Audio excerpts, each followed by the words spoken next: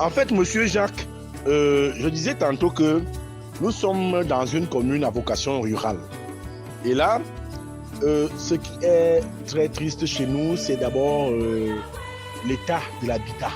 C'est-à-dire, les populations n'ont pas véritablement des habitats dignes de ce nom. Vous allez voir par exemple, quand je vais vous envoyer les images et les vidéos, des photos des domiciles. Si on vous montre que c'est ici que vivent certaines personnes que vous allez voir d'ici le week-end prochain, quand vous voyez déjà les photos, des images des domiciles où les gens vivent, c'est inacceptable, c'est terrible, c'est trop triste. Et il y a aussi le manque de soins approfondis.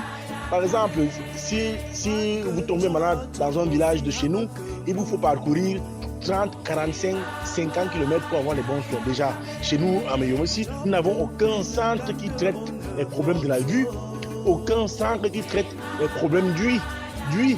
Et vous voyez, au village, ce sont les problèmes que rencontrent la plupart de nos populations.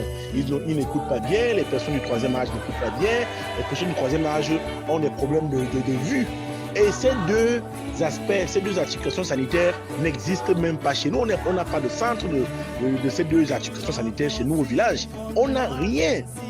Il y a seulement les généralistes, parfois même vous arrivez, on vous dit on ne traite pas les vieux ici.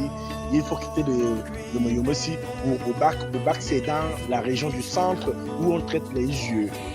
Donc chez nous, si on a ces deux centres, à dire la vue, à dire problème de vue et problème d'huile, ça sera très important. Il y a ça, il y a le problème de l'habitat qui n'est pas du tout acceptable. Il y a aussi l'état de la route. Je dis l'état de la route pour quitter d'un village à la ville, à la recherche du pain quotidien, ou bien à la recherche des soins, ou bien pour vaquer à ses occupations habituelles, c'est pas du tout facile.